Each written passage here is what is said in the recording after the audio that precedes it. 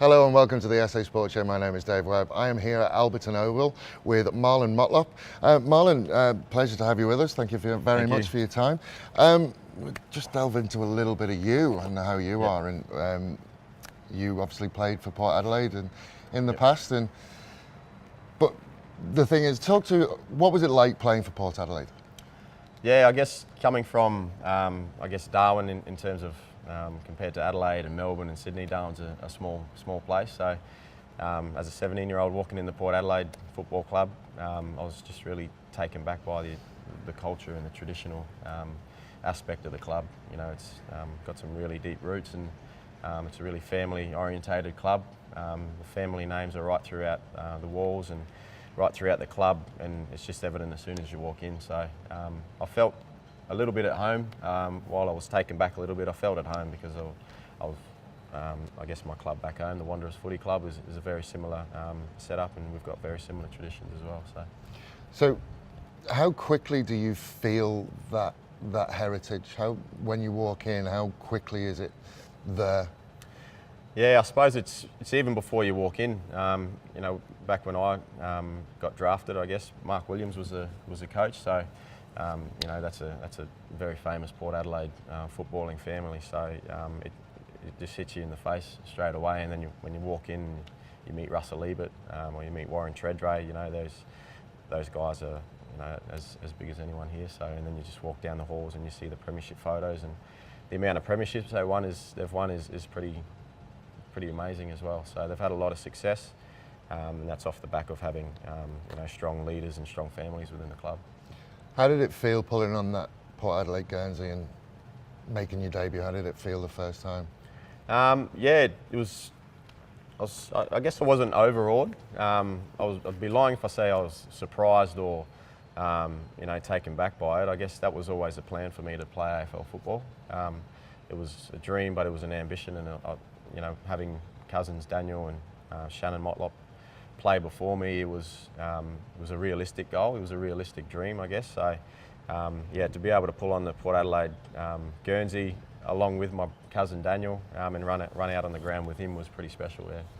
And now, of course, Stephen's coming in, so the Motlops are starting to make themselves a little bit of a Port Adelaide family. Yeah, that's right. As I said, it's a family club. It always has been a family club. So it's funny, I've done sort of full circle now. I'm back in a different capacity up in our community programs, and Stephen he actually nearly got here back before he got drafted. I know Port were very keen on him, but ended up at Geelong, and now he's sort of made his way back to Port Adelaide. So I guess now, if hopefully he has a long career here, and the Motlop name will, I guess, forever have a connection to this club, definitely. I mean, it certainly will, and I think that's one of the things about Port Adelaide Football Club is that we do see those people come through, and we see the same names.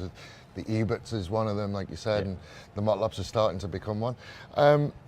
So Stephen's going to come over and transition in.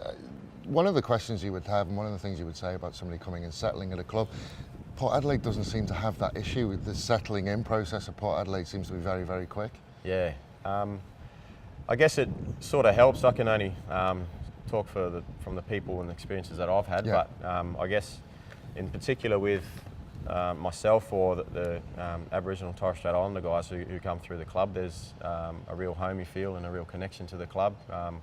You know, obviously the work that Paulie Vandenberg's done, and you know, we've got the highest amount of Aboriginal employees at the club with four full time. So I guess all the boys that come in, all the conversations you have with them, they feel at home. They feel connected to the club. They feel connected to the people in the club. So I guess, yeah, Stephen will probably have that same transition, and so I guess it's just a bonus to have his annoying cousin working upstairs. Yeah, he'll look after you, show him where the toilets are when he gets here and stuff like that. That's right. Yeah. Your best memory as a Port Adelaide player? Best memory as a Port Adelaide player? Probably playing on Amy Stadium, yeah, and playing on Footy Park. My dad was from the era when SANFL was, you know, the pinnacle, I guess. You know, that was pretty special for people to be playing in the SANFL back in those days, and I guess it still is. But I grew up not so much idolising modern day players. You know, I had a video cassette of Russell Ebert when I was growing up, so to be a 15-year-old back in 2005 and watching Russell Ebert was a bit different as opposed to all of my other mates. So to be able to run out on Football Park was pretty special. I just remember footage and old photos of, you know, the grand finals back in the 80s where the crowd was just packed, you know, and to be able to say I played my first AFL football game there is pretty special. And obviously we can't ask you as an official capacity, but as a supporter, how are you feeling for 2018 for Port Adelaide, both in the SANFL and the AFL? Yeah, I'm pretty excited. I guess we've had a couple of big inclusions into the club of late, so I'm really excited to see how those guys not only play but how they settle into the Port Adelaide I guess football program and how they settle into the family orientated club and how comfortable they feel, which I think won't take too long anyway. So. Well, best of luck for the future. We wish you all the best in your endeavours, both on and off the field for Port Adelaide Football Club. My name has been Dave Webb. We will hand back to the guys in the studio.